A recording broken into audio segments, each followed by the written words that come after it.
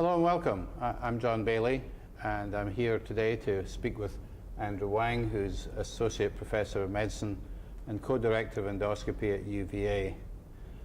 Welcome. Thank you. Please call me Andy. Call you Andy. Okay, I'll call you Andy. We're here to talk about an original article that you and your colleagues recently published in Gastrointestinal Endoscopy. You were the senior author, I think. And I'm going to use my cheat sheet here because it's a long title, but Daniel Strand, am I correct, was the first author? Correct. And the title of the paper was ERCP-Directed Radiofrequency Ablation and Photodynamic Therapy are associated with compatible survival in the treatment of unresectable cholangiocarcinoma. Is that correct? Comparable survival, yeah. So, can you tell us a little bit about why you did this study and how it was designed, and then we'll talk about the results? Sure, I'd be happy to. We, for some time, have been utilizing photodynamic therapy in the palliation of patients with unresectable cholangiocarcinoma. And there is a fair amount of data out of Europe and also the United States with respect to PDT, photodynamic therapy. Recently in 2009, radiofrequency ablation, RFA, was approved by the FDA for commercial sale and use. And there's not been much published data about RFA, and certainly, as far as I know, there's not been a comparative study looking at these two treatment modalities in this patient population. So I would guess when most endoscopists think of RFA, they think of Barrett's esophagus. Is it the Correct. same kind of probes? Is it the same kind of application, or is it very different when you use it in the biliary tree? Well, I'm not a expert at electrosurgical energy, but as far as I know, radiofrequency ablation uses a high-frequency alternating current, and a similar concept with respect to RFA in the esophagus or elsewhere in the GI tract and in the bile duct using this novel wire-guided catheter. Okay, so you got two different modalities for cooking tumors, basically. You've got photodynamic therapy, you've got RFA, and you've got a really nasty tumor, which is cholangiocarcinoma. I guess in the old days we'd call it a Klatskin tumor. Mm-hmm. Correct. So tell us, if you can, in simple terms, how you set up the study, and then we'll talk about the results. Sure. This is a retrospective study. So we were first trying to identify patients who we had treated before and to compare them, those who got photodynamic therapy to those who got radiofrequency ablation. We used it's called the CDR, Clinical Database Repository, to look for billing codes for RFA and identified patients using that methodology. And we used pharmacy records for those who were infused the porphyrin sodium, the photodynamic therapy drug, as it were, to identify that group of patients. And then we compared overall survival. That was our primary outcome. And we looked at a couple of other secondary outcomes as they were in terms of need for procedures, adverse events, and such. Okay, so it's a retrospective look at these data, and were the patients pretty similarly matched in terms of age and stage of tumor?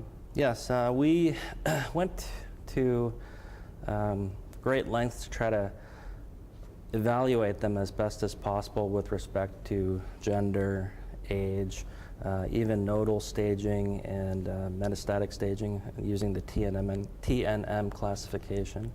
And my understanding from the study was that if you used PDT, that you stented these patients after it, is that right? Or did they all get stented? Typically, for the most part, all patients were stented following their ablative therapy. So, in a nutshell, what was the outcome at the end of the study? You followed the patients to death? Is that it was a mortality study or survival study? Correct. It was flip side of the same coin, survival versus mortality.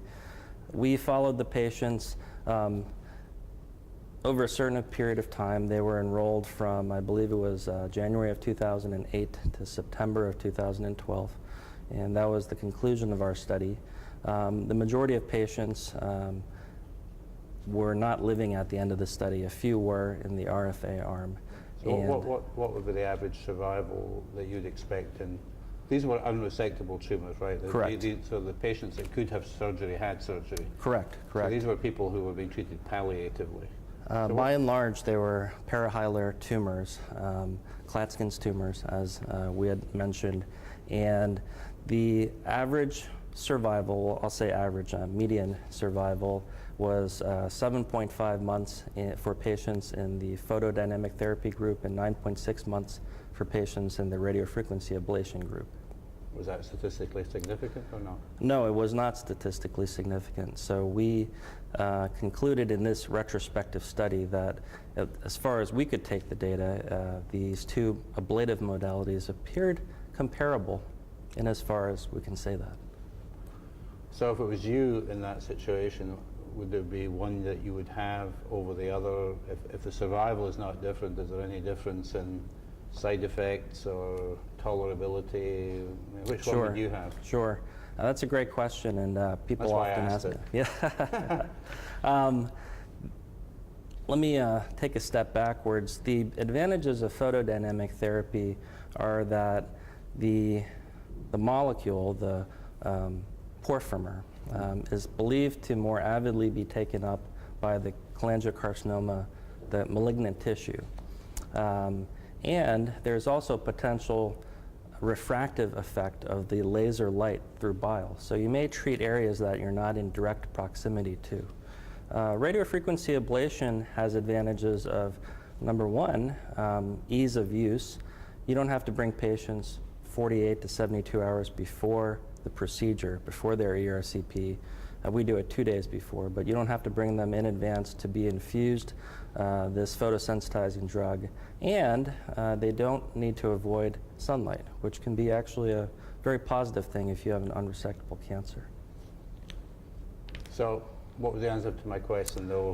Which would you have if you were given the option? So as far as our data goes, I think it can be a wash. I usually consent patients, give them the pros and cons, and it depends on what are the things that I think you value most in terms of, there's a lot more data with photodynamic therapy. It's not actually approved by the FDA for use, and we use it in an off-label manner.